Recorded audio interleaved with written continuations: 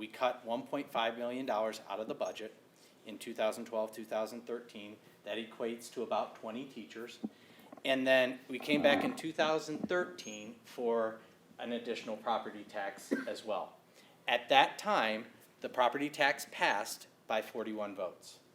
The Board of Education started having conversations about, okay, what are the dynamics that are going on that are in play that are impacting, that slim margin of victory. And so what we heard from the senior base at that time was the property taxes were getting too high and they couldn't support the schools much longer because the property taxes were escalating. So one of the ways to offset property tax is to build commercial infrastructure. And so in the state of Ohio, you have Class 1 and Class 2 property. Class 1 is residential, Class 2 is commercial. Typically in Ohio, the ratio of Class 1 and Class 2 is 75-25. Okay, 75% residential, 25% commercial. In Granville, it's 90-10.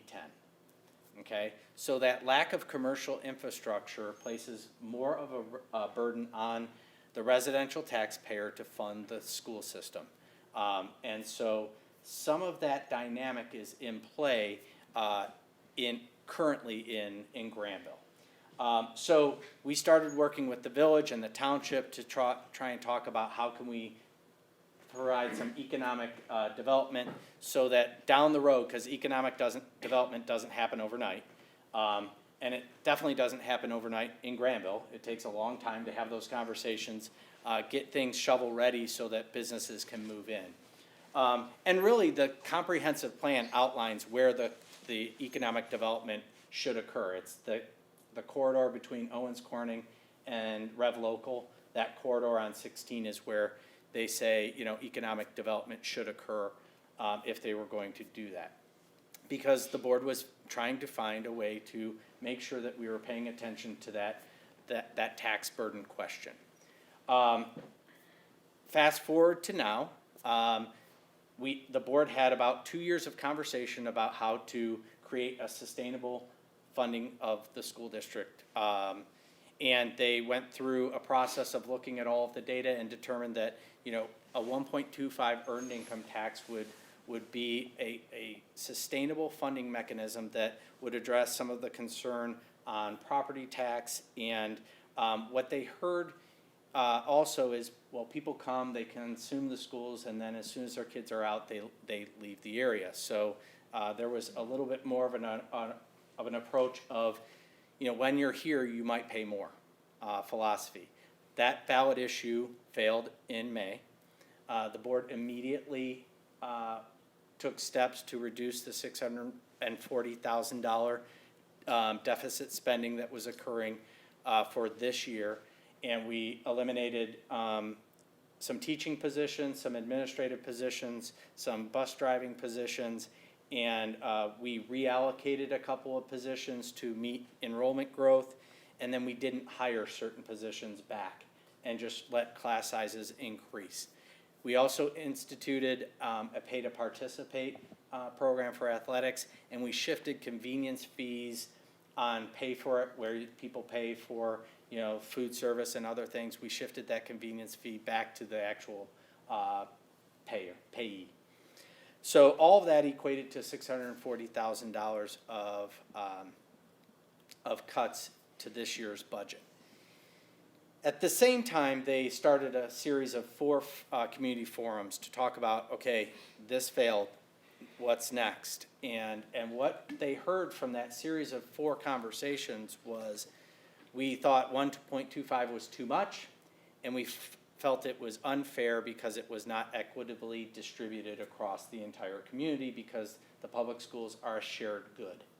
So we heard that methodology or that statement through that series of conversations. So an earned income tax is just on wage earners, and so if you're potentially a retiree that's on a pension, it did not impact you. Okay? On an all-income tax, what's currently on the ballot, everything is taxed. So it's a broader base. So it's a lower amount on a broader base. But that was the feedback that the Board of Education heard through that series of community forums. So that is what is on the ballot right now, 0.75% on all income tax, or all income tax. So that means pensions, pass-through income, interest and dividends, and W-2 wage earners. Social Security? Social Security is exempt, okay? And there are some other things built into the state income tax that are oriented towards people over 65 years of age. There's a little credit that they give for people over the age of 65 through this methodology, but it's quite honestly not a lot. So a couple of things that factor into this conversation that I think everybody needs to understand. One of the biggest myths that I hear or misunderstandings that I hear is, Jeff, my property taxes just went up 30% through this reevaluation. You know, why do we need more money? Well, I'm going to take you back even further in history. In the 1970s, there was a bill passed called House Bill 920. And House Bill 920, it was during high inflationary times, said that once a levy is passed, that's the dollar amount that the schools can collect. They can collect no more or no less. So as property values grow, those property taxes are rolled back to that amount. And so through the reevaluation, if the Morks property went up 30%, okay, you know, the Caravana's property may have dropped by 30%. Because it equalizes across the entire base.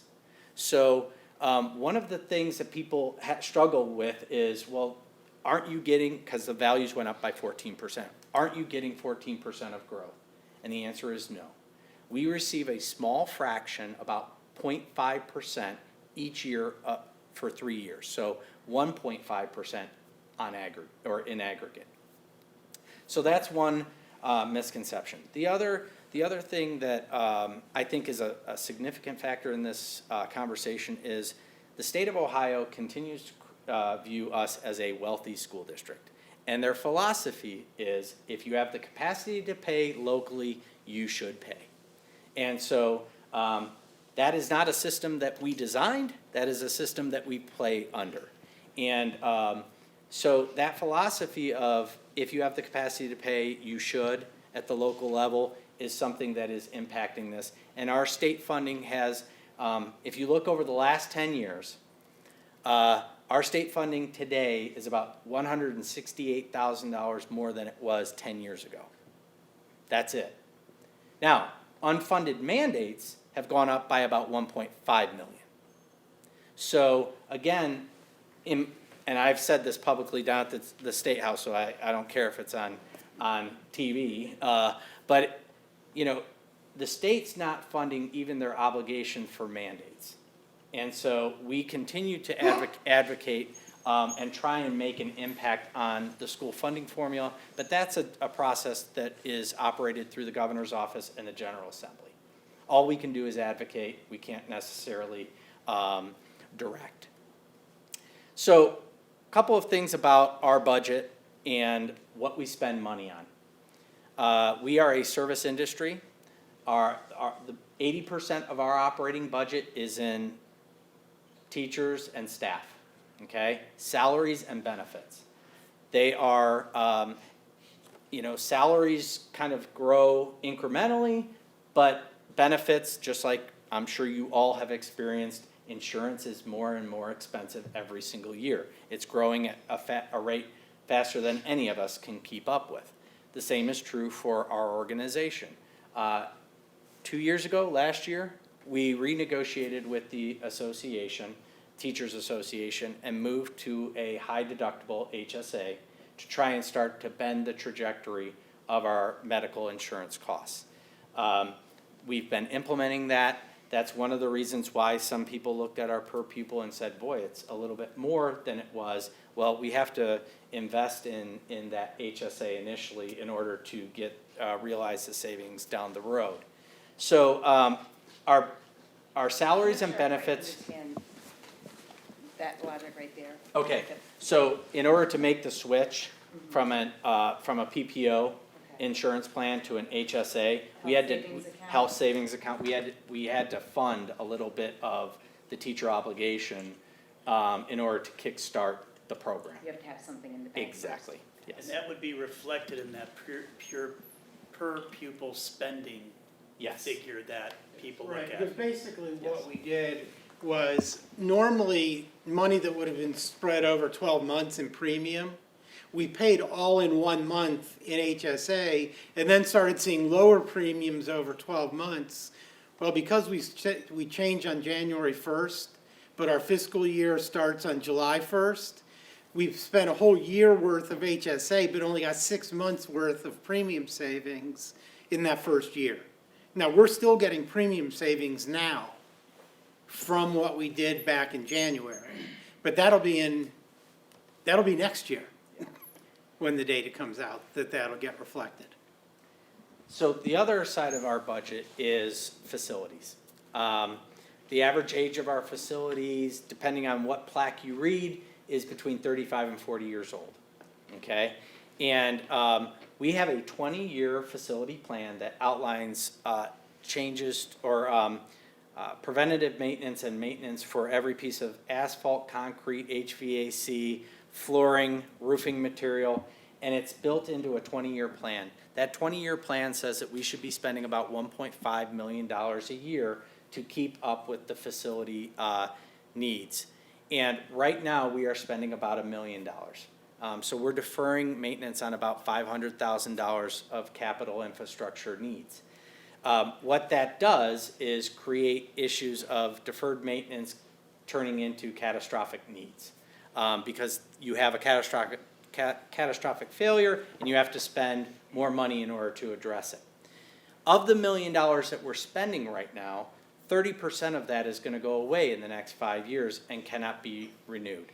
So part of that is a permanent improvement levy that was part of the elementary project a long time ago. That cannot be renewed by law. I mean, it's a permanent levy, but it's not. No, it's not. Correct. Runs It's a out. permanent improvement, but it's a permanent, or it's not a permanent levy. Okay. It was a Okay. 23-year levy. Yeah.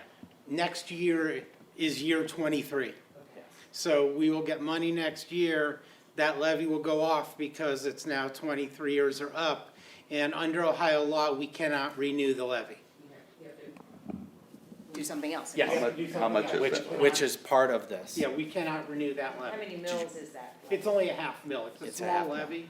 It provides about 15% of our capital budget. Yeah. The other part of that 30% is the Park Trails Special Assessment. So one of the other myths and misconceptions is that Park Trails residents don't pay, their fair share for the schools. That's absolutely wrong. They actually pay more than everybody else. They pay the Granville Schools tax, and then they pay a special assessment.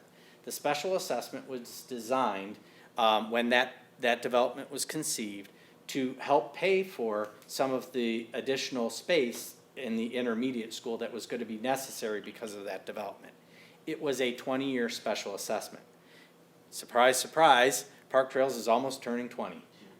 So that special assessment will start falling off in the next couple of years, and we'll lose 85% of that revenue in the next 3.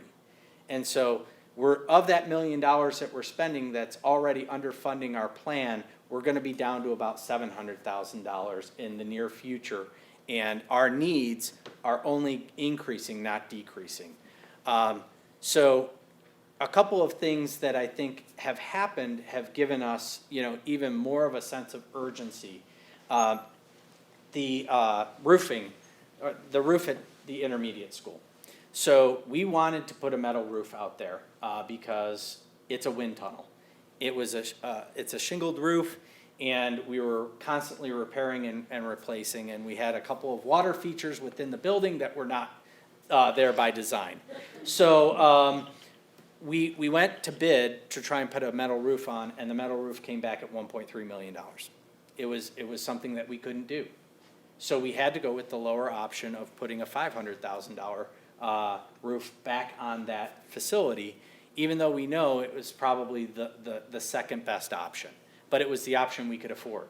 And we still had to dip into our operating budget to pay for that out of, instead of using all of our capital funds, because we have other needs. In this building, we have a fire suppression system, okay? You can see it right over there, okay? We were notified last year that, it was starting to be compromised because of the pressure over the years, and the pipes were starting to erode, so we needed to replace the life safety system. That's about $350,000 that was not anticipated into our 5-year or our 20-year plan, that we had to address. So those type of catastrophic issues are starting to happen more and more because of the age of our facilities. So the need for the capital side of the equation is growing exponentially, and I think we factored that into the sizing of this levy. And so that's kind of what we're trying to share with people on a regular basis and let people ask questions. The only other thing that I would say is, because I'm proud of this, if you look at our discretionary spending in our budget, if you look back 10 years, we spend 10% less in discretionary spending today than we did 10 years ago. Because we know that we're dealing with taxpayer dollars. We want to stretch every taxpayer dollar to the maximum extent. And, this methodology is about long-term sustainable funding of the schools. Through the income tax, we do get inflationary growth. As incomes grow, we get more revenue. That is to try and deal with some of the infrastructure needs that we have. And if by some chance the state funding formula helps us, I'm not convinced that will happen, because it hasn't happened in the past. But if for some reason that does, then it extends the life of the current levy. But this levy will be on the books for 5 years, and the voters will have a chance to renew it in 5 years. The other thing that I didn't mention is there is a 5% rollback on property tax that is associated with the affirmative vote for the 0.75 on all income. So 5% of the property tax will roll off. 5% of Your school portion of the Right, property yeah, tax, yeah, yes. okay. Yep. Good question. Levy for calendar 1920. So that will start That would be for 20. 20, yeah, yeah. Yeah, You're overlapping by there'll be one, Yeah, there'll be a one-year overlap, which is primarily gonna help us with our capital budget. Yeah. Is we are desperately in need of money in our capital budget. And the income tax comes in slowly, but it gives us the flexibility to move some money into our capital budget, knowing that the income tax will be ramping up. I assume that the seniors on a pension, that we failed to show up at the public forums to say that we would rather still be left off of this tax levy. I think we are sensitive to that issue. We're hoping that, the reduction in the property tax, the offset of, or the non-payment on Social Security, help address that issue. But this is the second option. The first option in May would have been more favorable to seniors on fixed incomes, no doubt. What is our per pupil spending? So that's an interesting question based on what you include in it. Right now, if you look at ODE's website, it's about 11,002. Well, it depends which part of OD's website you look at. In one part, it's 11,002, in another part, it's 12,008. Yes, sir. So if this levy passes, will it go back to the way it was prior to the previous levy? Are we going to reinstate the middle school librarian? Are we gonna reinstate the gifted program? Are we still gonna have to pay to participate in sports? We're still gonna have to pay for pay for it? So the changes that occurred in May for this school year, the board has committed to the fact that will be in place for the 17-18 school year. In the spring, we look at, our budgetary process for the next year. That will be a board discussion at that time.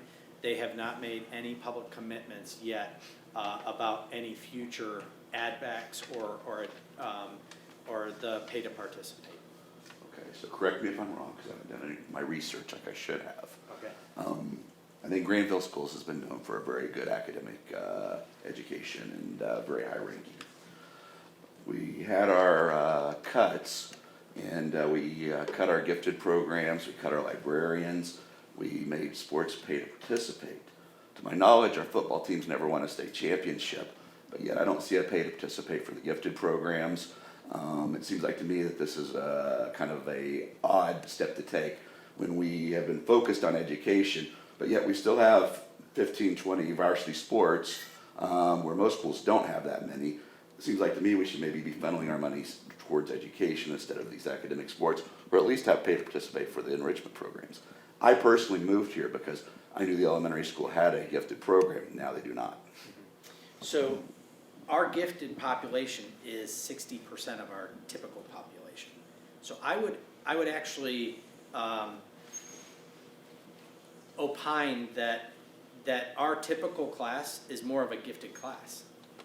Because 60% of our population scores at the gifted level, okay? So our teachers, our core classroom teachers are really designed or taught to, differentiate in the class and provide enrichment as much as possible within that regular classroom, because our student population is skewed to the right as far as a gifted population in the eyes of the data. Now, that being said, at the earliest level, kindergarten through third, we had A-Space, which is the enrichment program. And it is above and beyond what happens in the regular classroom. But again, at that level, giftedness is so malleable that we felt like the regular classroom could be a good fit for all children. And then the board made the decision to keep the gifted program at the intermediate school, middle school. And middle school, high school is really in course design with AP courses and our ability to accelerate and have advanced courses. But that was part of the hard decision making that we needed to do. Now, I also will argue that a lot of life lessons and a lot of learning occurs in the extracurriculars. I always say it's the 3 A's: academics, arts, and athletics. And I think we do that better than any school district in the state of Ohio. And I think we do that, and it prepares our kids for pursuing their passion and purpose outside of Granville. And so I think the arts and athletics are as equally valuable in that, the context of a whole child education. So again, I'll ask the question again. Yeah. We have pay to participate sports, why do you not have a pay to participate enrichment program then? I'd be happy to pay for my child to be there if she qualified.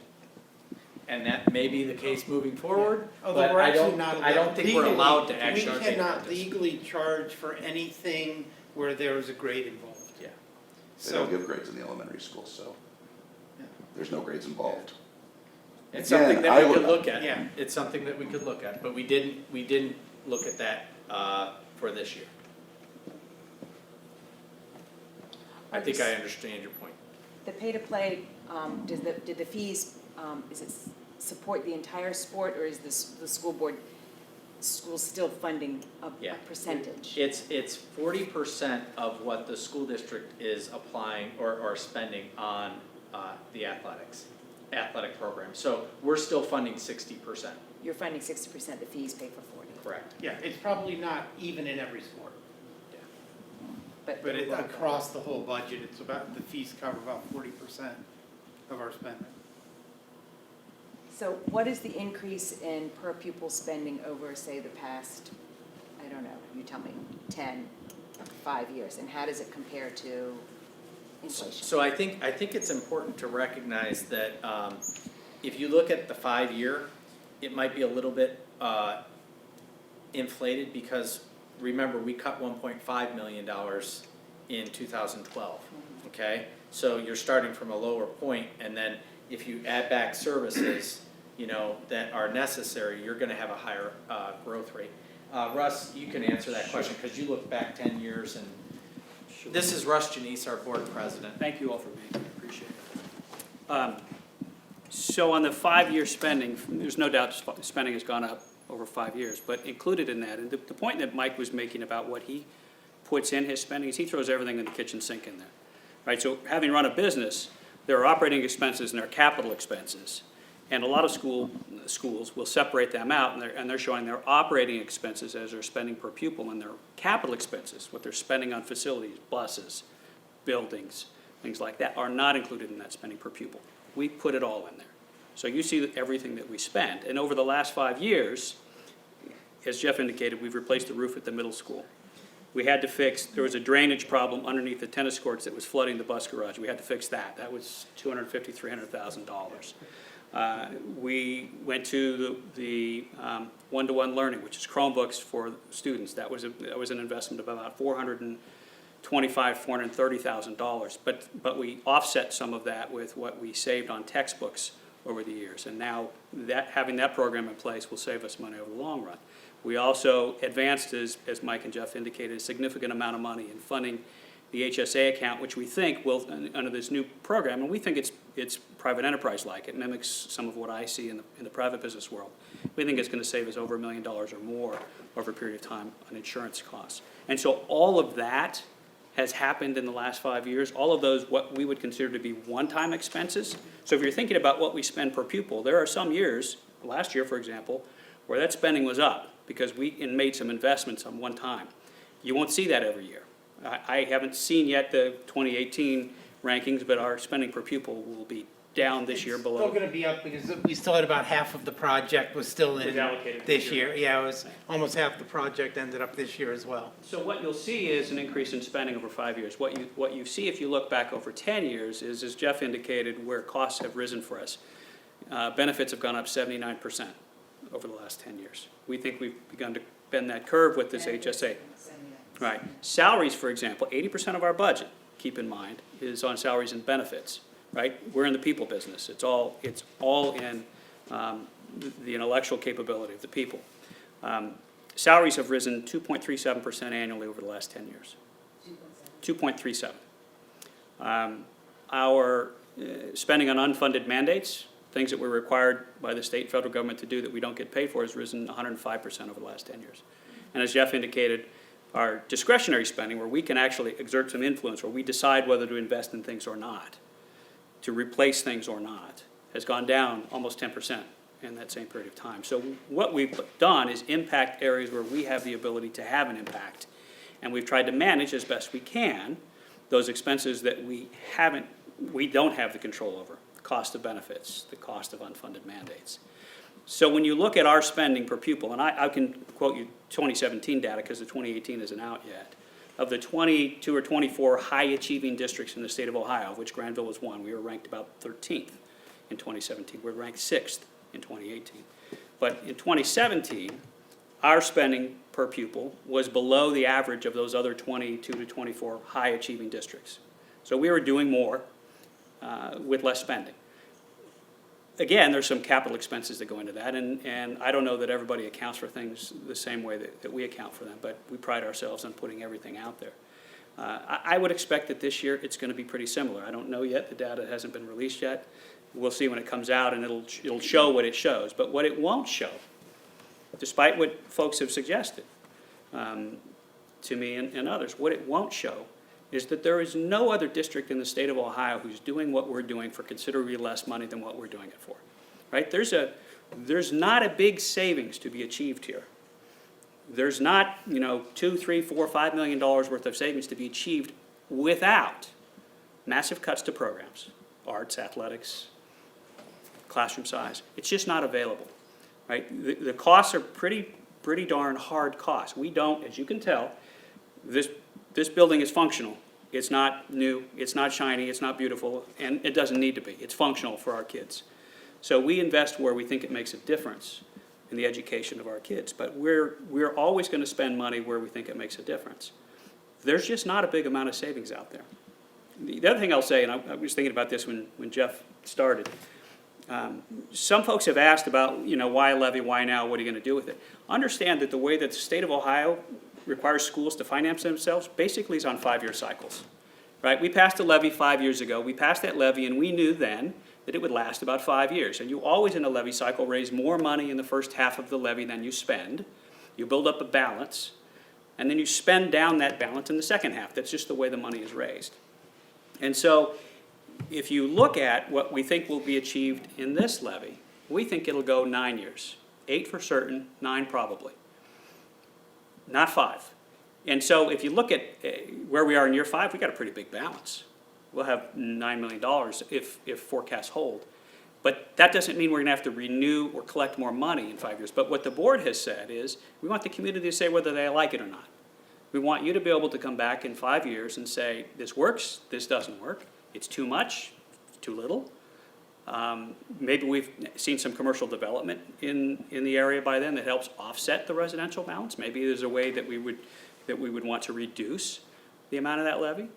We want to do that in 5 years. It's not required, but we thought that was the right thing to do. But this levy, we fully expect to last 8 to 9 years, longer than the average levy cycle. So when we talk about economic sustainability in this community, we're talking about an income tax levy that will do that for us. And do that for us in the reality, as Jeff said, that the state always considers us to be a wealthy district. And the state's not going to give us more money. The battle every year is to keep from getting less money. So the state has said, and it's the policy of the governor, it's the policy of the legislature, if you like your schools, if you want to maintain your schools, and you're a wealthy district, as Granville is under the state standards, you pay for it. Because we're not going to. None of us think that's going to change, no matter who's elected governor, and no matter who's elected in the legislature.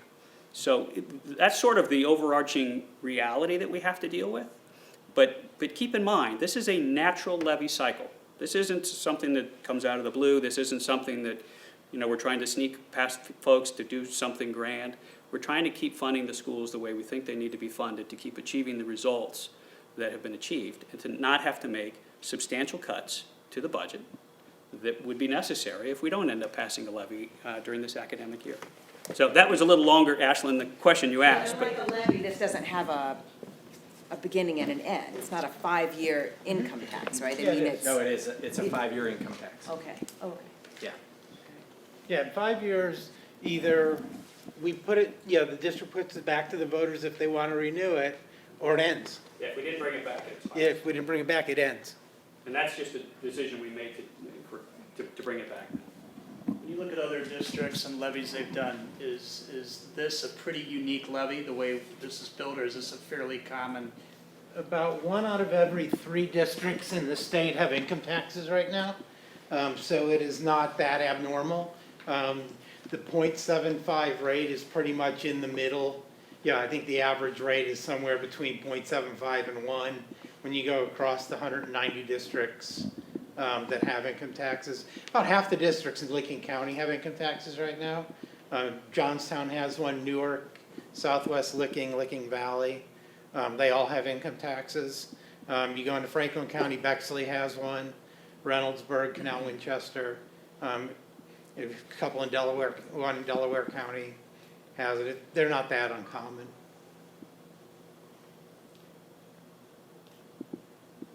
Other questions? How much do we get per pupil from the state?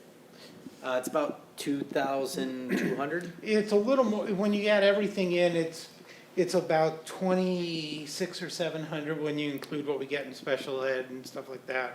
Our base amount, the base amount, which is $6,020, we get about 2,000 of that. And What do you put the base amount saying? There- You need to spend basically at what least it's this saying much? is, what the state says with the base amount is a, quote unquote, typical kid. So you have a kid who's not gifted, who's not economically disadvantaged, who's not, handicapped or have some type of special need.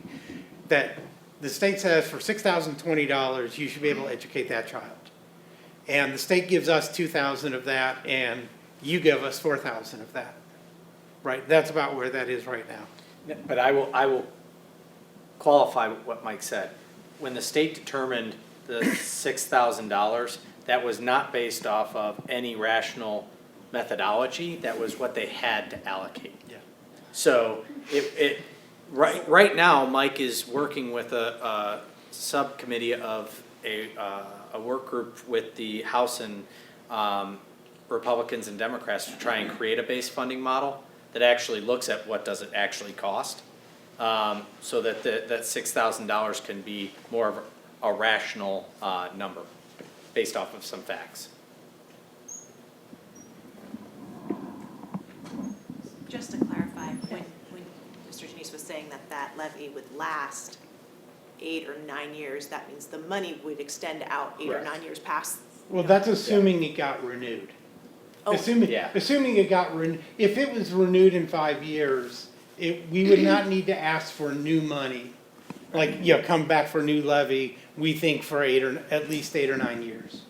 After that 5-year point, so now we're talking. No, total, from that. Okay. So it would last probably 3 to 4 years after the renewal. Obviously, if the levy goes away, we aren't gonna keep getting money from it. And so, we would have to look at different options. You're 1 1/4 over a smaller base as opposed to your 3/4 of 1% over a larger base. What is the difference in revenue generated? It's about $800,000 a More or year, than less. previous? Less. It's less, but because we made $640,000 worth of adjustments, that kind of that is part of what allowed us to, So does that mean you're gonna still operate on a 160 deficit no, annually? the way the money comes in, Okay. it's not. I understand it's no. front-loaded back. Yeah, right. no, we are not gonna be. But I mean, average out over the entire term. Are you still gonna be- Over the entire term, if you get to the same point where we were last year, Mhm. we would have less money this time at that point than we would have under the 1 1/4% income tax. Okay. But it's not to the point where we're running a deficit or anything like that. It's just, it's a manageable, again, I know $180,000 sounds like a lot of money. It's a $30 million, in a $30 million budget, $180,000 is a manageable amount of money over a period of time. So how big of an increase in the budget would this be? So the income that you would predict to get from this tax levy, how much would that bump up your budget? When it's fully phased in, it takes 3 years to fully phase in because of the way it's collected.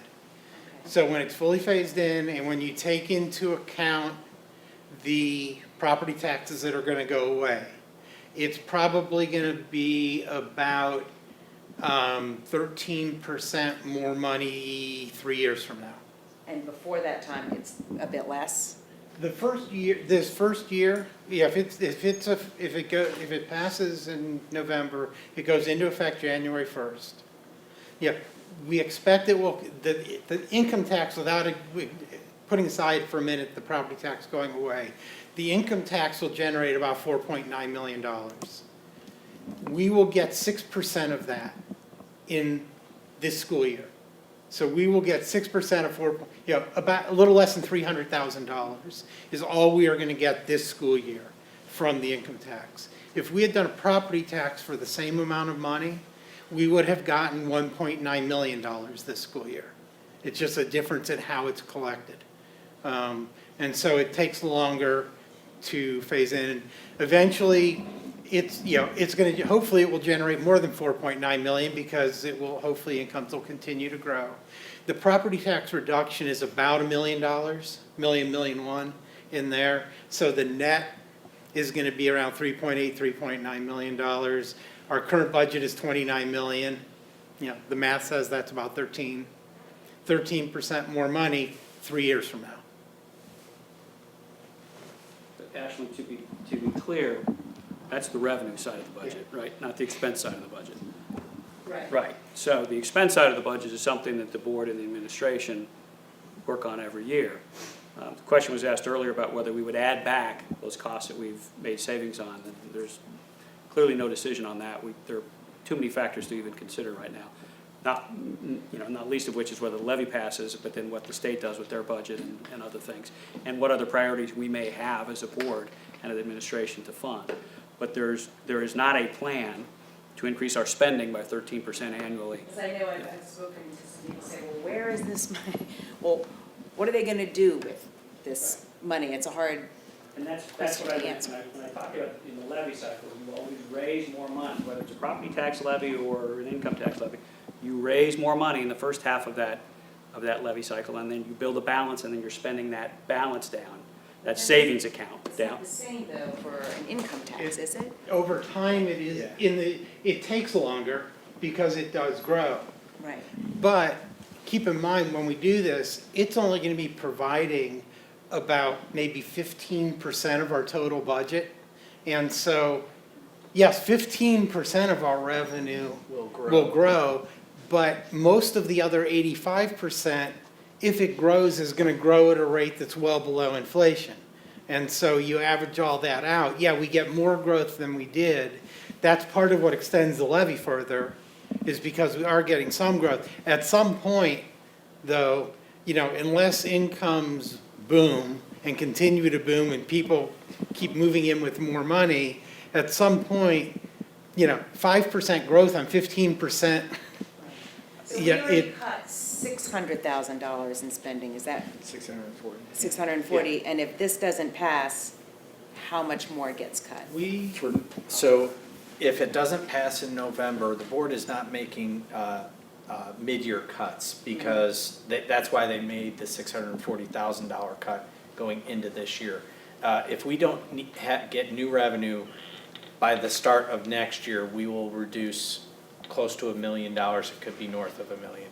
In addition to that 600? Yeah. Yes.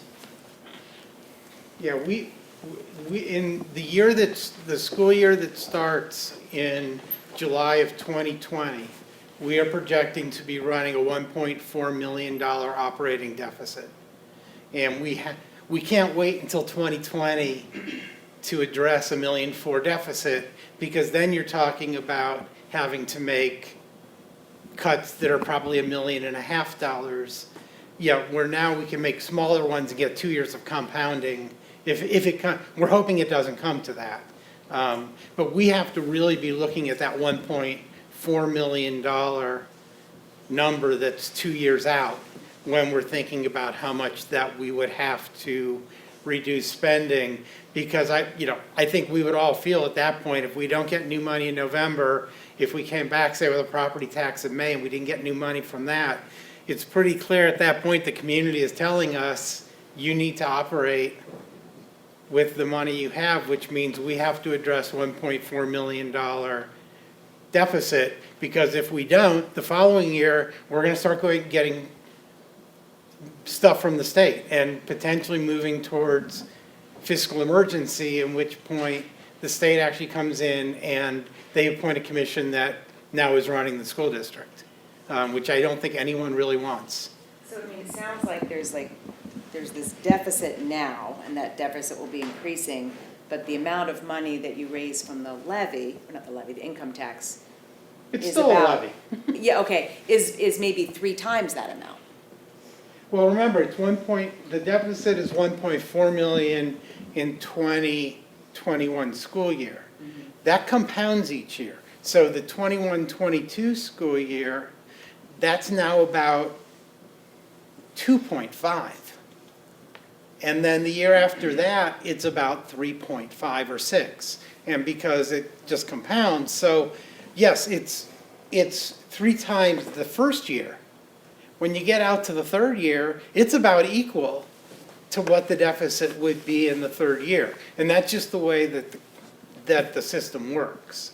So, again, if we only addressed the 1.4 million and didn't worry about what would be 2.5 and 3, we would do a property tax and we'd be back again in 3 to 5 years saying, okay, we did a property tax and now we're out of money again. And the reason that deficit increases is because of the way that levies are And designed. and You get just the by, front end and then at the end. and just by inflation. Yeah. If the revenue's not growing, we spent this much this year, now all of a sudden health insurance goes up another 12%. And that gets added on, and the state forces us to do another $150,000 of mandated spending and that gets added on, and that's why it's what you had last year plus everything that gets added on, and it multiplies, because that right now our expenses are growing faster than revenue, because the way the revenue system in Ohio is set up, revenue can't grow. Revenue does not grow with inflation unless we can do something to make more revenue come in. And so that's why, as Russ said, why the first part of the levy cycle, you're collecting more than you're spending, but eventually, the slopes on the lines cross at some point. And the only way you can get more revenue is from, well, when you get commercial properties. New If construction. someone's house is sold and the value goes up, Nope. Nope. not even, so if I sold my house for twice as much and then it gets reassessed, Everybody else. that's right, you still get It the gets same amount, We that's get right. everybody else's taxes go down just a little hair to offset the additional taxes that are being paid on that Or one new house. houses, but not even new, what about new houses, like if New a new house, house is. new houses, we do get more money, but a lot of times we also get a couple kids coming with that. Yeah. And so the new money that the new house generates is probably not enough to cover the cost of educating the couple of kids that come with it. We get a house that's bought by senior citizens, we're happy. If we have a new house built by senior citizens who aren't gonna have kids, we Special get. assessment being applied to the new park trails. No. So that was an agreement for park trails and park trails only. The new development does not have that same special assessment. And the property tax is going down by $500,000, is that correct? How much are we estimating that we would have to raise property taxes to get the amount of money we're asking for with the income tax? Like an $8 million increase? It's still preliminary at this point, but we would expect that, if we had to come on the ballot in May with a property tax, it's probably gonna be about in a $6.5 million range. It's still a little fluid at this point. Part of the problem is, that gets us to a point and, where it gets us 5 years, and as I've done looking at simulations, we could do 8, but we're still in the same boat after 5 years. But But also, it's- we would have to renew But we'd have- and yeah. probably increase our permanent improvement levy. Right. So there are two that would have Yeah. to be approved. Yeah, because we cannot live without, even the permanent improvement money that we have that's inadequate, we certainly can't live with less than that. And so, we would, if we had to go for property tax new in May, we'd probably be back again in November asking to renew the permanent improvement levy, which also, that one expires, but we can renew it. If the income tax passes, we will not. We won't put it back on the ballot, we'll just let it go away. But we would have to be back in November to renew that. Otherwise, we would be left with about $100,000 capital budget, which would be kind of not good.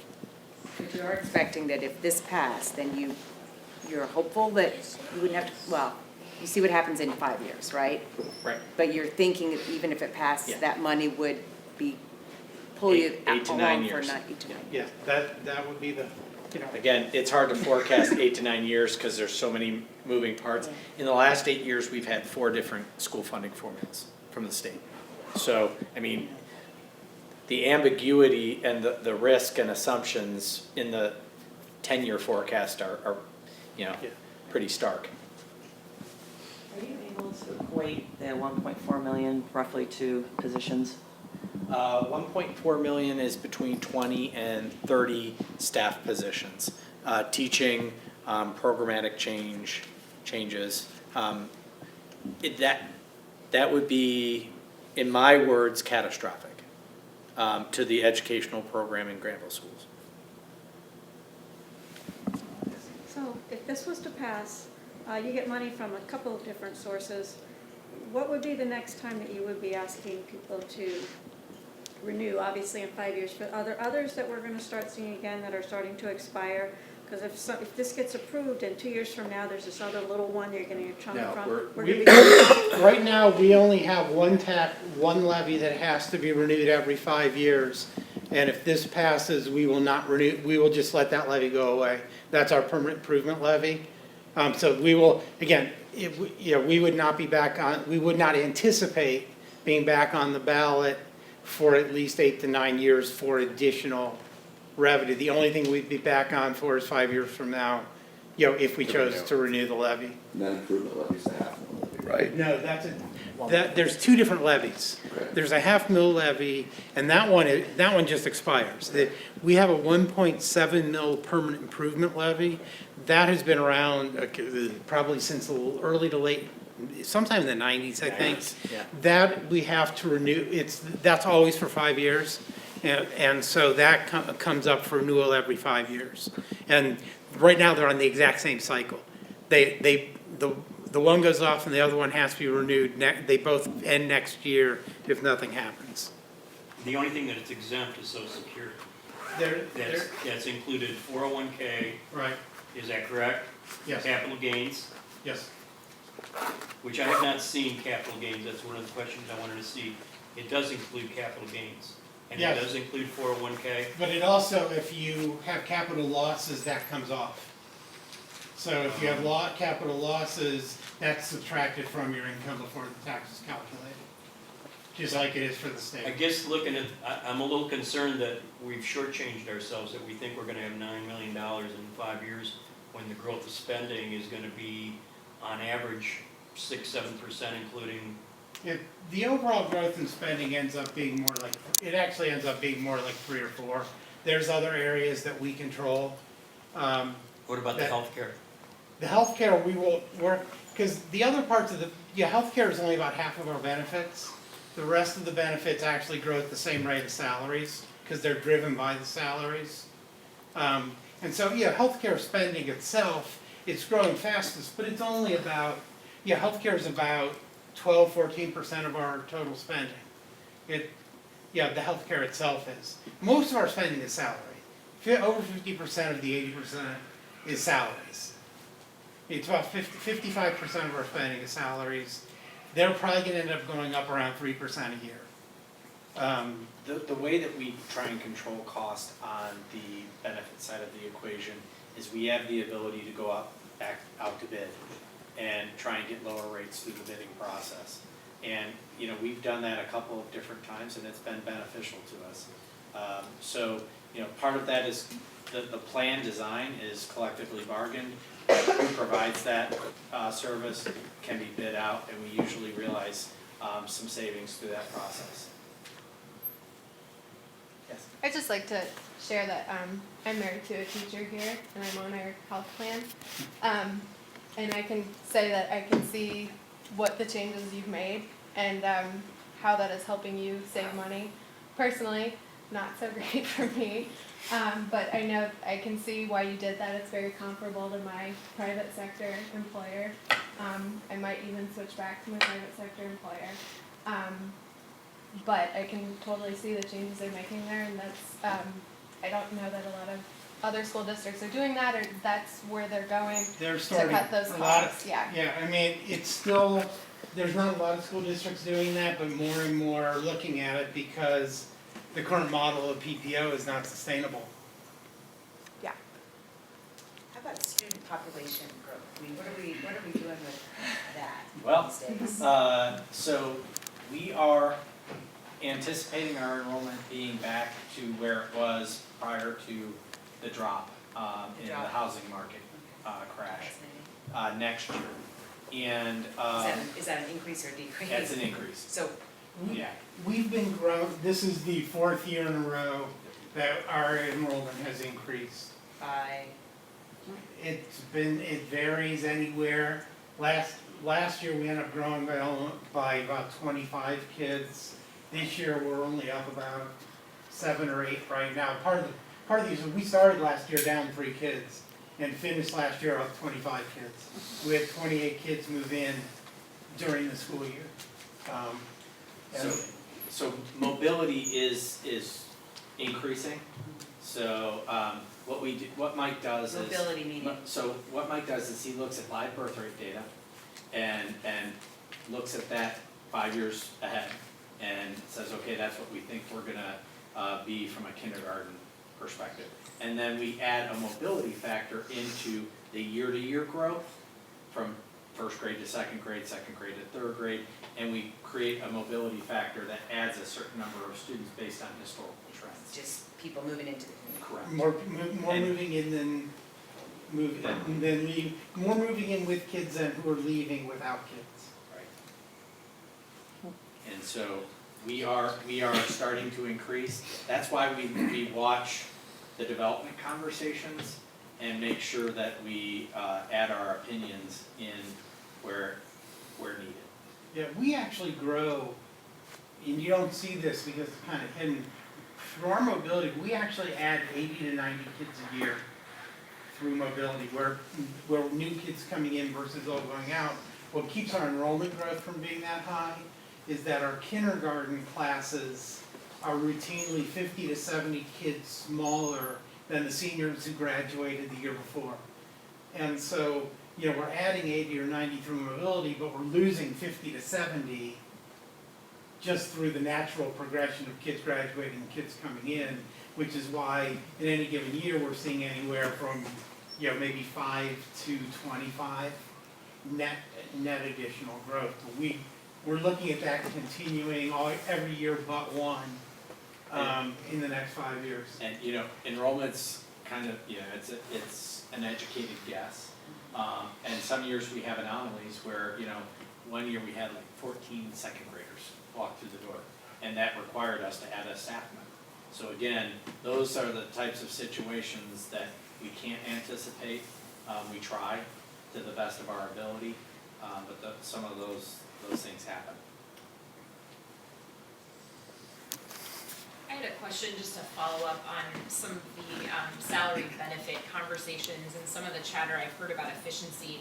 You know, listening to what you guys have talked about tonight, you know, it sounds like there's no efficiencies to be had in our facilities. There's no efficiencies, you know, to be had in, you know, in some of the programs.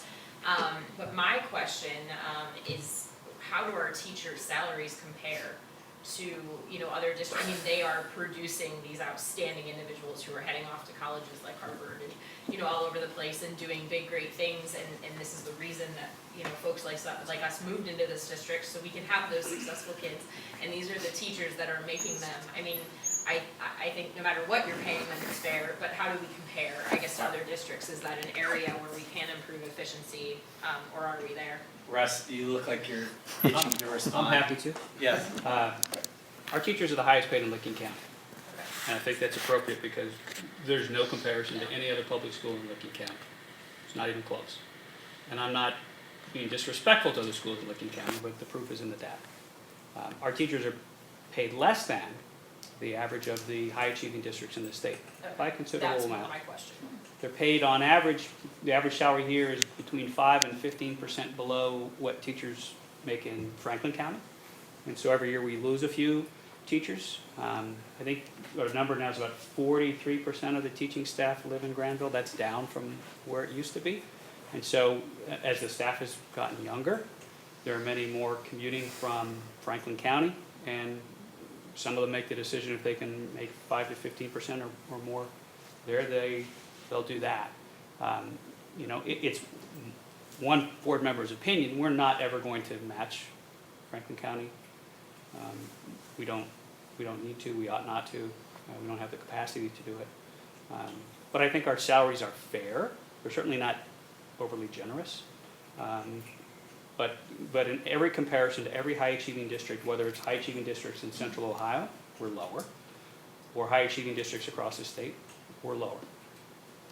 Okay. And do you feel like we're losing teachers? Occasionally, we because of lose a that, couple every year occasionally?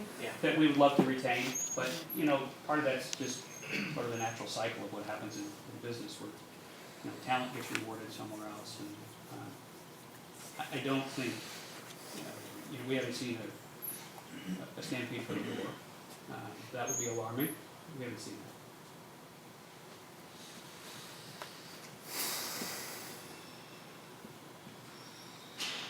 Anything else? First of all, yes, ma'am. I want to ask a question about publicizing this meeting. Okay. Why was there nothing in the Granville Sentinel? Is there a reason for that? I realize people use, you know, internet and that, you know, all the time, but there's a lot of people that take the Granville Sentinel, and I went through the last 2 weeks and there was not one mention of this meeting. This was actually a meeting that the campaign coordinated Right. and invited us to. Typically, if it's a school district hosted meeting, we do put it in the Sentinel and. Is anyone from the campaign committee here? Yes. Yeah. Can you answer So that why did- question? I think it's something that, for our future meetings, we will definitely get in the Sentinel. I appreciate the feedback. It was, I think a lot of people went to the board site to look where the meetings are, It's not on there for obvious reasons. It's under the, so are you, you know, it sends a signal on communication, and I've lived in about 12 different districts, and I've had this consistent thing where people feel they got left out. Because if you don't have kids in school, you have to go figure it out. Yeah. And yes, I know social media is the way to go, but to me, that was it's almost like, if you want to be really negative about the levy, I've heard it from a couple people, you know, who have said, well, they just don't want us to show up because we don't know. And I say, well, I don't know. But you leave the door open. Yeah. And I just find it, appreciate that. The I thing just- that bothers me about the whole situation is, you know, we deal with the ramifications of levy losses, Right. and we don't have the ability to actually run a campaign. We have to, Right. you know, rely on really, really dedicated community members. I mean, these people have spent a lot of time and effort. I don't think there's anyone doubts signs that. all over Yes, town, yes. Yeah. but none of the signs said there was this meeting here Yeah, tonight. yeah. So, I mean, and the board can choose to. We can do better. Do an informational night only. You notice tonight, we didn't do a lot of advocating. We're just trying to provide information. I think like what I'm trying to say, and other people are trying to say, perception is everything. Sure. And Sure. right or wrong, Yeah, but when the margins are razor thin, yeah. again, Yeah, been I- through too many of these, and it's like, there's a consistency where districts run into problems, when things are really tight, you've shot yourself in the foot. Yeah, I think, and you're talking to somebody who's not on social media, happily so. But I think you're right, and we can always do better. I can tell you that after the May election, we made a determination to hold a series of public meetings, forums, where we invited people to come in and make comments, ask questions, give their input. We held 4 of those. The Sentinel covered them.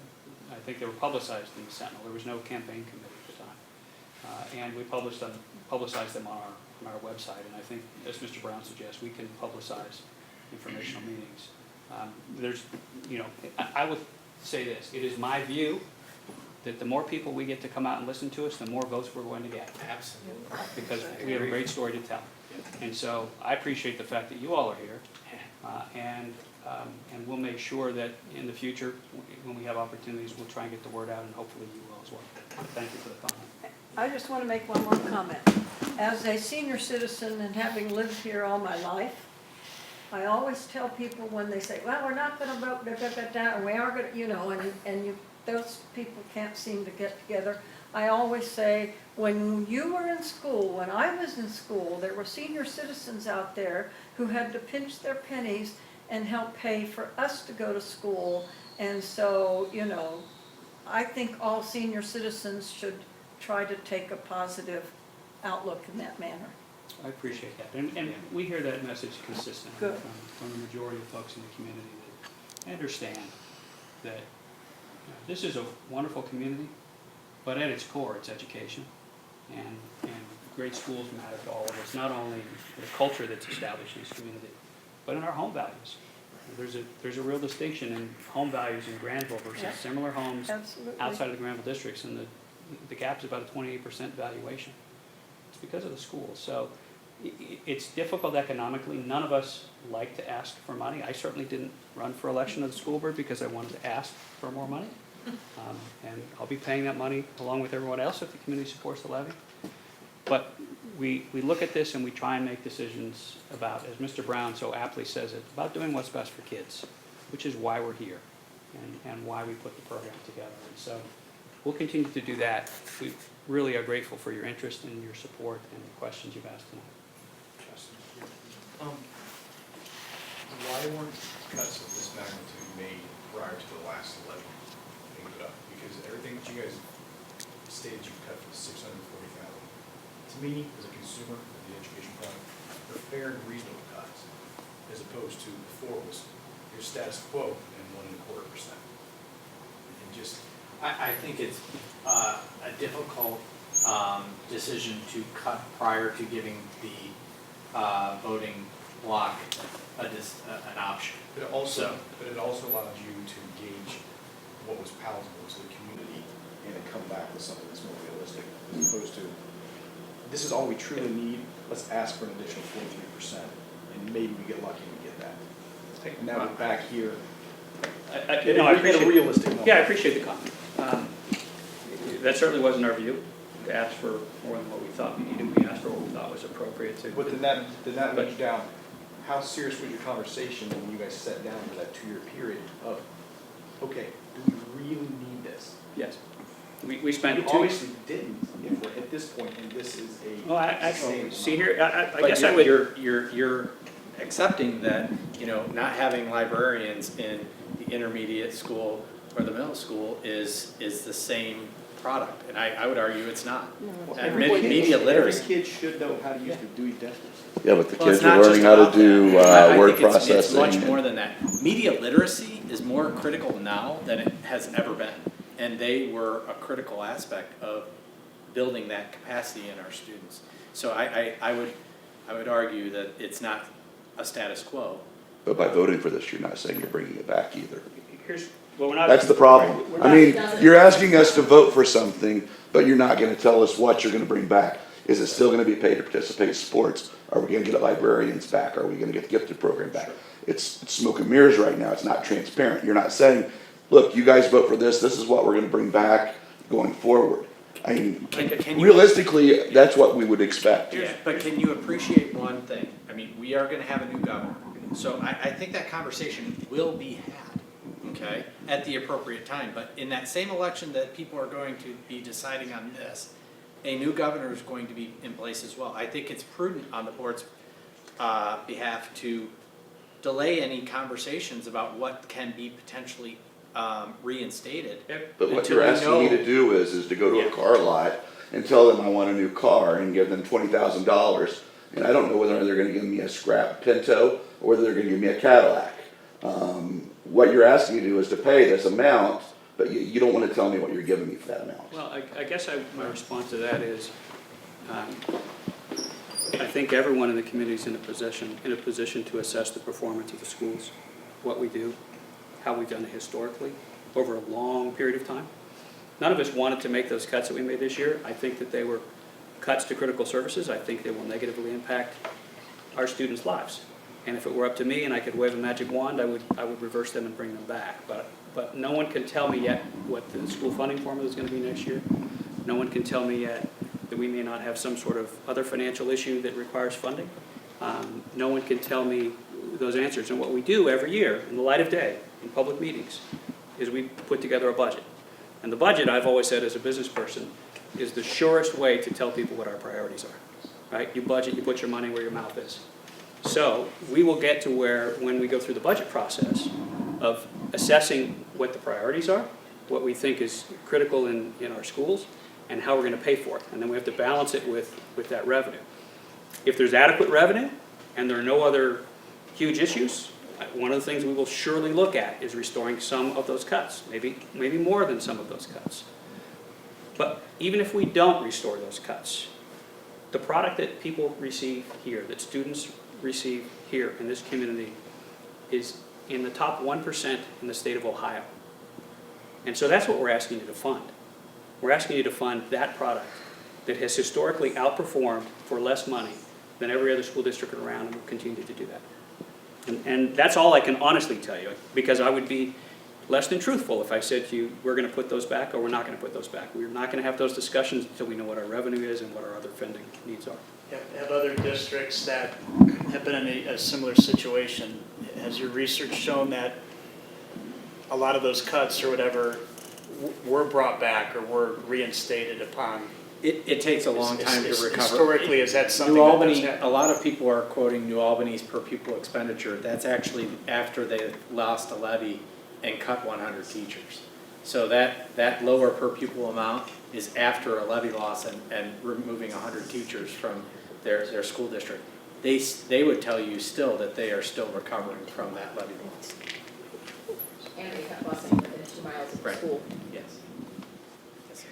I guess I'm a little concerned, though, that we're hanging our hat on a projection that something's gonna happen with our legislature. Let's understand, no matter what happens in this November election, you're still gonna have the same people in the Senate and the House. You're not gonna see much change our own representative turns our back on us every day, no matter what anyone wants to say. Everyone loves Mr. Ryan, but you know what? He's not delivered any money here, obviously, and to the rest of the schools in Licking County.